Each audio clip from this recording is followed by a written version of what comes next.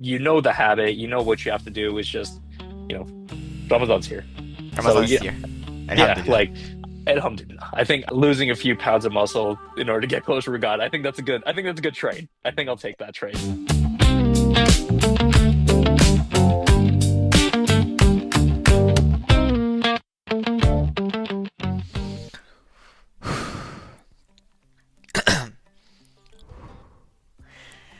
Hello, everybody. Welcome to the Ramadan Radio. I'm Abdullah. I'm coming from Texas. I'm very excited to be here with you guys today. I have Sedat from California with me. Hi, Sedat. How are you doing? Hey, Abdullah, I'm good. Glad to be here. How are you? I'm fine. Thank you for asking. Today, our topic is sport and Ramadan and how we should always be active during Ramadan. We shouldn't be lazy. What do you think about this? I have a lot of cool, funny stories about this myself as a lazy person. I I have stories, but on the opposite side. So Oh, it's a fun time. okay. Yeah. Today we Uh, have yin and yang then. yeah. No, it'll be a good time. It's gonna be a good time. Good time, good time. I remember one of my core memories on this is when I was in Turkey in high school. I loved volleyball and basketball. I played those a lot. I never touched soccer. I hated soccer. But I played a lot of volleyball and basketball. And, in Turkey, you have those 10 minutes breaks between classes where you can just go out, play those games. And I remember one specific day where I played pretty much every break. I played either basketball or volleyball every break. That I played so much that my nose started bleeding from what is it called? Blood pressure and all that stuff. But I Yeah. didn't stop. I got some wet wipes, just stuffed it on my nose, and I kept playing like nothing happened.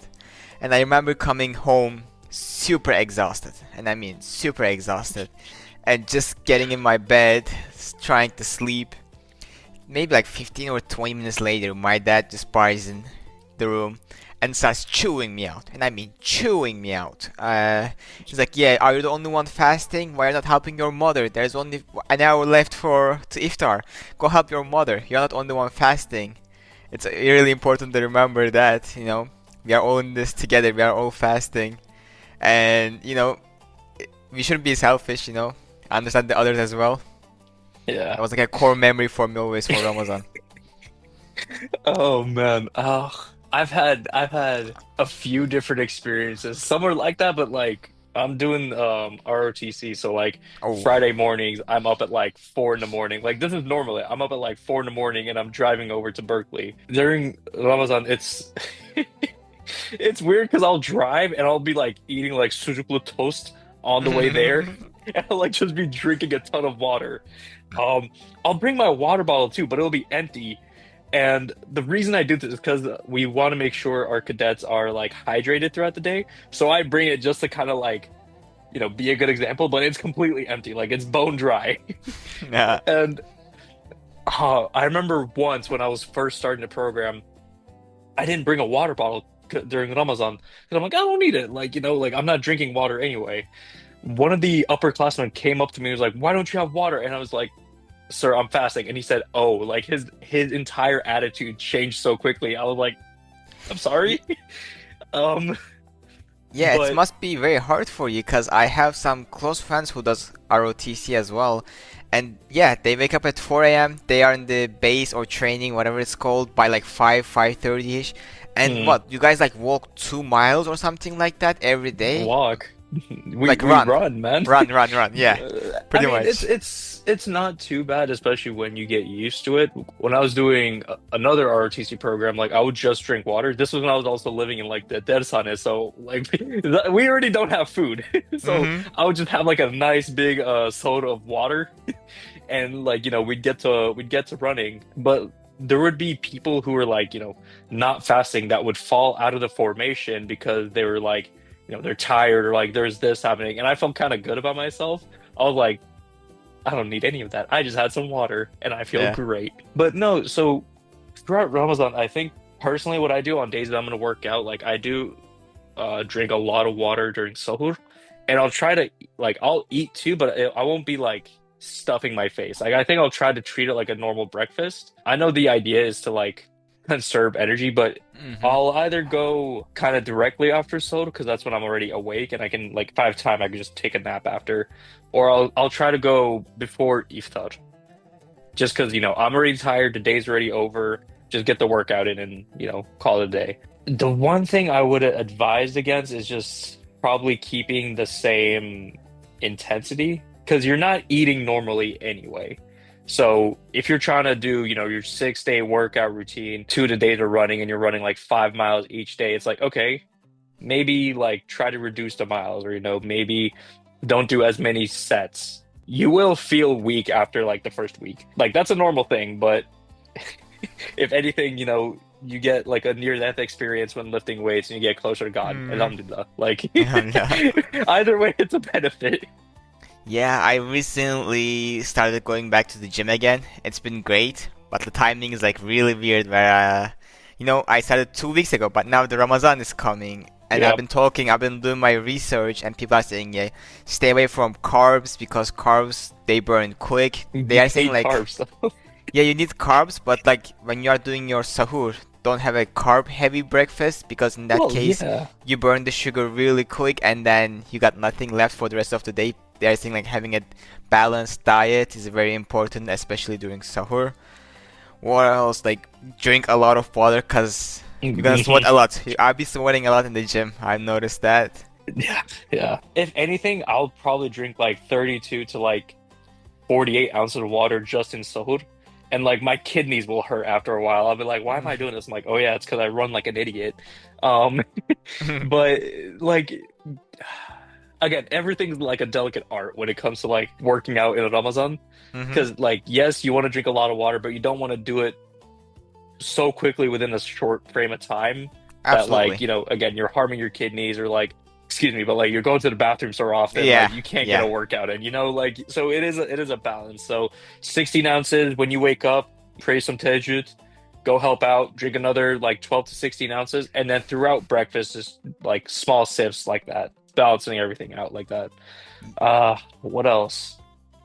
I do agree that like you don't want a carb heavy breakfast, but like people kind of cut out carbs completely, and that's kind of wrong because Yeah. you carbs are essential. You need carbs, especially with our ethnic background and our like culture. Oh, Like absolutely. everything is carbs, which is like again There's no Turkish lifestyle without carbs, I would say. exactly. So like like because your body's already so used to carbs, just cutting them out for Ramadan that's like a horrible idea. Bread, things like that, maybe some cheese, things like that.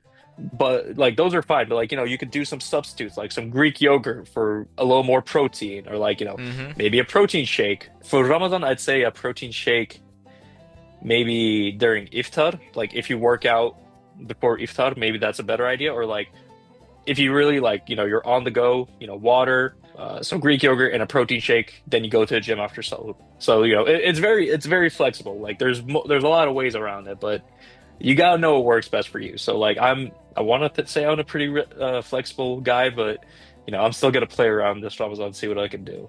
Yeah, yeah, Um, yeah. one thing I'd also like to clarify is just for all the gym bros, gym sisters out there, like I'm sorry, but unfortunately, you are going to lose muscle mass during Ramadan. That is just the thing. And you will lose weight. Some of it will just happen to be muscle mass, and there's nothing that could be done about that. So don't worry. 3 weeks of this, you'll be fine. Um, Absolutely. and like when you slim down, your muscles get a little more defined. So if anything, it's for your benefit. Like you can always build the muscle up because the habit, what you have to do is just you know Ramadan's here. So Ramadan is yeah, here. yeah, Alhamdulillah. like alhamdulillah. I think losing a few pounds of muscle in order to get closer to God, I think that's a good trade. I think I'll take that trade. Yeah, but the problem is, for example, I'm 5'10", 125 pounds. So I'm already very skinny, right? Right. And it's just been a journey for me to gain weight, and it's gonna be really, really tough during Ramadan, I would say. So for that, I would just recommend. So you said you're 126 pounds? Am Yeah, I mistaken? yeah. Okay, so you need to consume the same amount of grams in protein. So you're 126 pounds, 126 grams of protein. This will help with both losing weight and also building your muscle mass. Because if you're not consuming enough protein, your body's not getting enough of the nutrients it needs to rebuild the muscle and then make it grow. So that's the one thing I have there. I learned that from someone else, and I'm just respouting it. Yeah.